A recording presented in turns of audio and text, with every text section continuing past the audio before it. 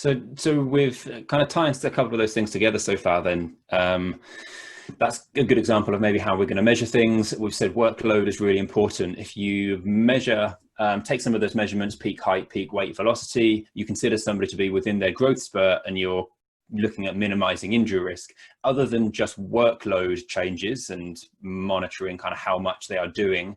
From a nuts and bolts perspective, any recommendations with how a session or how what your interventions might adapt? And I am going to come to Paudie. Let's start with you, mate. So yeah, that's a very interesting question, and it's something we get asked a lot around PHV. Firstly, I'd like to point out that PHV doesn't always affect the athlete.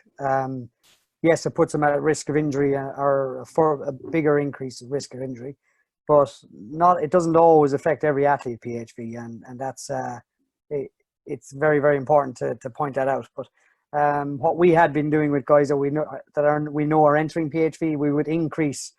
Now Rhodri could maybe jump in on this later on, that maybe we don't need to, but we go from measuring quarterly to every month then during PHV, just to keep a little track on things, particularly limb symmetry and etc.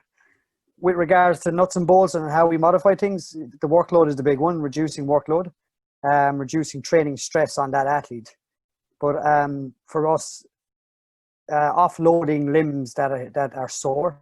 When I mean offloading, like if they're in resistance training exercises, we might reduce load that they're using for some of those lower body activities, for instance, and increase mobility. We place an emphasis on increased mobility and stability type exercises. I've seen lots of people when they're in the middle of PHV taking plyometrics away. I think you need to keep low level plyometrics in there to condition the tendons as they're growing and give them that strength and confidence. And a big one for me, for young coaches out there, if you're dealing with an athlete going through PHV, is you have to be patient and very understanding, because that young person, if it's affecting them and they are experiencing adolescent awkwardness, they become very, very frustrated. They become very, very angry sometimes in sessions because they can't do what they could do before. And this all leads back to the conversation with the parent again, and particularly the technical coach saying, yes, he or she, her movement is suffering now, but give it time and it'll come back to where it was. I think that's a big one for me, is communication with the parent and technical staff to go, we have to be patient with this really frustrated human being right now. Cool. Go back. I think Paudie's hit the nail on the head with the comment that it doesn't affect everybody the same way. And I think actually I spent some time with Paudie and Des at Arsenal and Perry, and they, I think the way they talk about circa PHV athletes is one of the best that I've seen, and that is that classification system that we've got, Paudie.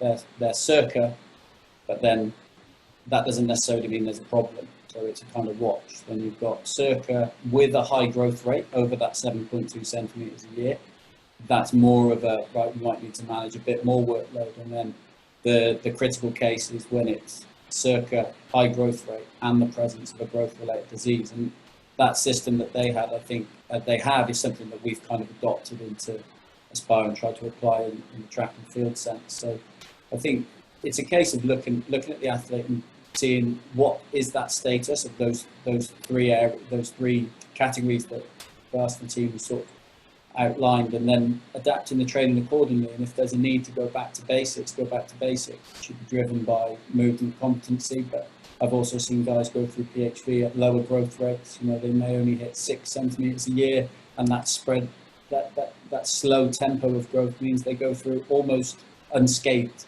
if you like, and the training can kind of just proceed. But then there's others, I've seen growth rates this year up as high as 13 centimetres and 13 kilos in body weight. We've got much bigger issues to deal with, Osgood slatters, that kind of thing. So I think it's a case of adapting the exercises, and one of the things that we've kind of played with is just working in pain-free ranges when we are in the presence of a growth-related disease.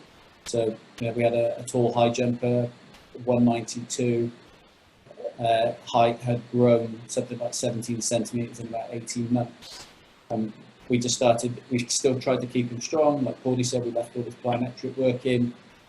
but at a lower level. Tried to keep him reactive, but we tried to keep his relative strength up in ranges that we could with, as I said, deadlifts elevated from a box, avoided patterns that were aggravatory, which were typically squatting patterns, bilateral squatting patterns. And he came out the other side and he's progressed well without missing too much sport. Whereas I think if we tried to push him too hard in some of those patterns that were problematic, then potentially we may have cost time in the sport and critical time for him to be coached.